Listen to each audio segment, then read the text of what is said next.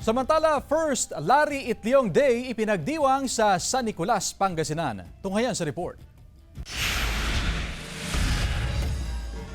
Ipinagdiwang ng bayan ng San Nicolas ang kauna-unahang Larry Itliong Day bilang pagpapahalaga sa kontribusyon ni Modesto Larry Itliong sa pagsusulong ng mga karapatan ng mga manggagawa at sa pagpapabuti ng kalagayan ng mga Pilipino sa Amerika. Ang aktibidad ay dinaluhan ng mga kabataan, guro at mga kawani ng lokal na pamahalaan. Isa sa mga naimbitahang speaker sa aktibidad, si GMA veteran at award-winning broadcast journalist Howie Severino. Ibinahagi ni Severino ang kahalagahan ng mabuting pamamahayag at ang naging ambag ni Larry Itliong sa lipunan.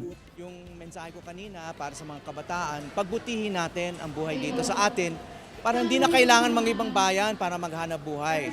Pag mangingibang bayan tayo para magbakasyon lang, hindi na natin kailangan magtrabaho doon para mabuhay ang ating mga pamilya. Itinuro rin ni Severino sa mga kabataan ang pagsusulat ng sinaunang alpabetong Filipino, ang baybayin, na isang mahalagang bahagi ng kasaysayan ng ating kultura. Kasama rin sa pagdiriwang ang GMA Pinoy TV sa pangunguna ni First Vice President and Head of Operations ng GMA International, Joseph Jerome Francia. Ayon kay Francia, ang pagtataguyod ng Larry Itliong Day ay isang hakbang upang mas mapalalim ang pag-unawa at pagpapahalaga sa makulay na kasaysayan ng mga Pilipino, lalo na sa mga kabataan. Ito ay napakahalagang araw sa buhay ng Filipino-American community.